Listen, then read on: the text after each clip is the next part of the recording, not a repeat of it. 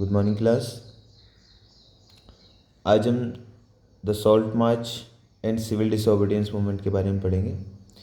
Civil disobedience movement भी एक movement थी जो गांधी जी ने स्टार्ट करी थी, जैसे नॉन कॉपरेशन मूवमेंट। उसके बाद सिविल डिसोबीडियंस मूवमेंट स्टार्ट करी थी गांधी जी ने।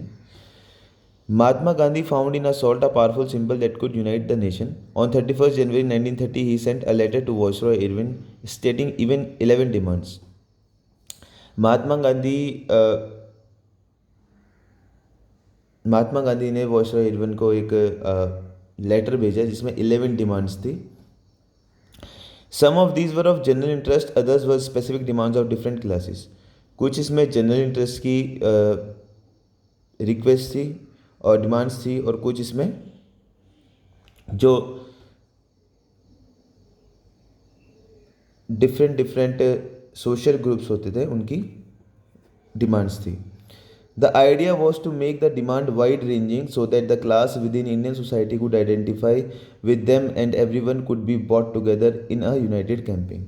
अब क्योंकि हमने पहले पढ़ा नॉन कॉपरेशन मूवमेंट में कि गांधी जी जो थे वो चाहते थे हिंदूज़ और मुस्लिम जो हैं वो यूनाइट हुए, वो एक साथ आए, तभी एक मास एजिटेशन हो पाएगा, तभी लोग जब बहुत ज़्यादा नंबर्स में इकट्ठे होंगे तब ज़्यादा इम्पैक्ट होगा किसी भी मूवमेंट का।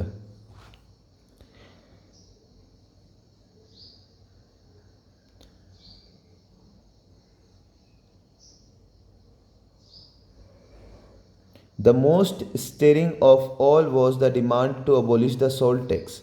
और इसमें एक जो डिमांड थी उसमें सबसे मोस्ट इम्पॉर्टेंट डिमांड थी कि सॉल्ट टैक्स को हटा देना। Salt was something consumed by rich and poor alike, and it was one of the most essential items of food. Salt एक ऐसी चीज़ है जो सब यूज़ करते थे, चाहे वो रिच हो चाहे वो पुअर हो, और एक essential item of food है। The tax on salt and the government monopoly over its production, Mahatma Gandhi declared, reveal the most oppressive face of British rule। और सॉल्ट पे जो टैक्स लगता था वो काफ़ी हाई था, तो गांधी जी ने सॉल्ट का जो प्राइसेस थे या सॉल्ट में जो टैक्स लगते थे उसको अबॉलिश करने की बात कही। Mahatma Gandhi letter was in a way an ultimatum. ये लेटर एक तरीके से एक अल्टीमेटम था। If the demands were not fulfilled by 11th March, the letter stated the Congress would launch a civil disobedience campaign. तो अगर ये डिमांड्स 11 मार्च तक पूरी नहीं होगी तो Congress civil disobedience campaign start करेगी। Irwin was unwilling to negotiate, so Mahatma Gandhi started his famous salt march accompanied by 78 of his trusted volunteers। तो जो लॉर्ड इरविन थे उन्होंने इनकी डिमांड्स को माना नहीं, और गांधी जी सॉल्ट मार्च के लिए निकल गए अपने 78 वॉल्टियर्स के साथ। The march was over 250 miles from Gandhi ji's ashram in Sabarmati to the Gujarati coastal town of Dandi. अब जो ये मार्च थी ये 240 माइल्स डिस्टेंस इनको कवर करना था। कहाँ से? गांधी जी के आश्रम साबरमती से गुजरात के कोस्टल टाउन डांडी में। The volunteers walk for 24 days and 10 miles a day. तो 24 डेज तक 10 माइल्स अ डे लोग चले। Thousands came to hear Mahatma Gandhi wherever he stopped and he told them what he meant by swaraj and urged them to peacefully defy the British. जब ये जहाँ पर ये रुकते थे वहाँ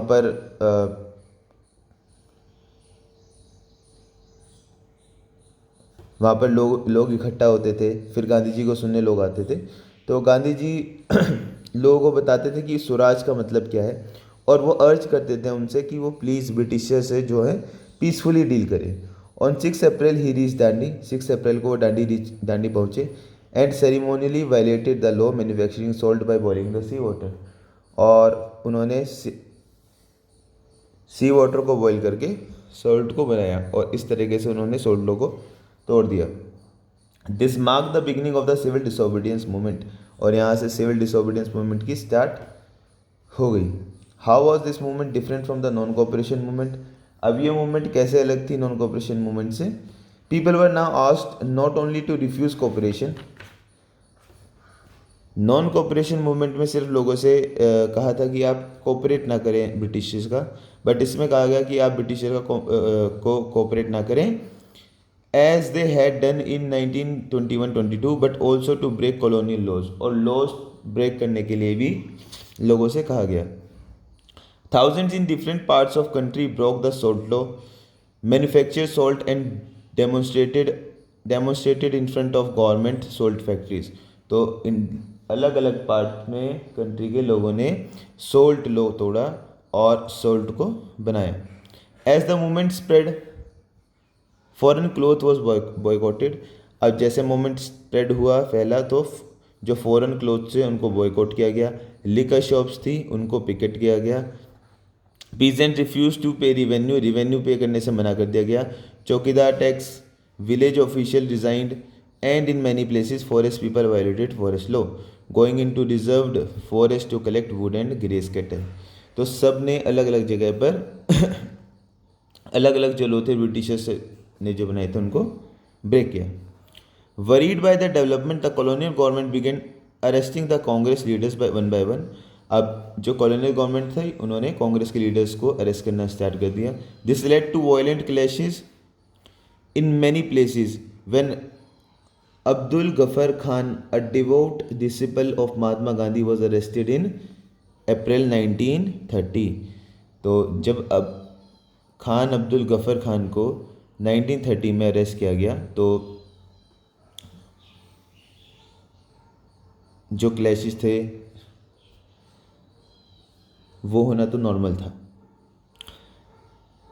angry crowds demonstrated in the street of Peshawar. अब पेशावर की स्ट्रीट पे लोग इकट्ठा हो गए. Facing armoured cars and police firing, many were killed. A month later when Mahatma Gandhi himself was arrested, industrialist workers in Sholapur attacked police post. अब जैसे ही महात्मा गांधी अरेस्ट हुए, शोलापुर में इंडस्ट्रियलिस्ट ने पुलिस पोस्ट पर अटैक कर दिया, म्यूनिसिपल बिल्डिंग पर अटैक कर दिया. Law court and railway station, all structures that symbolise British rule. तो कोई भी ऐसा सिंबल जो ब्रिटिश रूल को सिंबलाइज करता था उस पर अटैक कर दिया गया. A frightened government respond with a policy of brutal repression.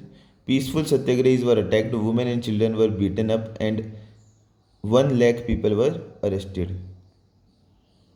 तो जो पीसफुल सत्याग्रही थे, अब जो गवर्नमेंट थी उन्होंने भी पीसफुल सत्याग्रही पर अटैक करना शुरू कर दिया.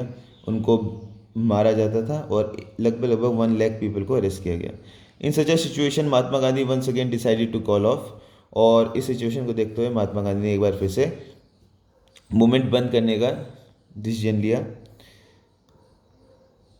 और 5 मार्च 1931 में एक पैक्ट हुआ गांधी और इरविन के बीच में, जिसे गांधी इरविन पैक्ट कहते हैं.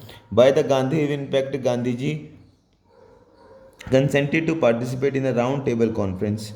तो गांधी जी ने एक round table conference meeting attend करने के लिए हाँ कर दिया. Round table conference in London, the government agreed to release the political prisoners. Government ने पॉलिटिकल प्रिजनर्स को रिलीज करने के लिए हामी भर दी. In December 1931 Gandhi ji went to London for a conference, but the negotiations broke down and he return disappointed. लेकिन second round table का भी कोई भी इसका रिजल्ट नहीं निकला. Back in India he discovered that government had begun a new cycle of repression. Ghaffar Khan and Jawaharlal Nehru were both in jail. The Congress had been declared illegal and a series of measures had been imposed to prevent meetings. Khan Abdul Gaffar Khan और जवाहरलाल नेहरू को jail हो गई. कांग्रेस को illegal declare कर दिया गया और उन पर काफ़ी मेजर्स इम्पोज कर दिए गए. With great apprehension, Mahatma Gandhi relaunched the civil disobedience movement. For over a year, a movement continued, but by 1934, it lost its momentum. तो गांधी जी ने फिर सिविल डिसोबीडियंस मूवमेंट स्टार्ट करी और ये मूवमेंट 1 साल तक चली, लेकिन 1934 में इसका मोमेंटम, मतलब लोगों ने इसमें इंटरेस्ट दिखाना बंद कर दिया. Okay class, thank you.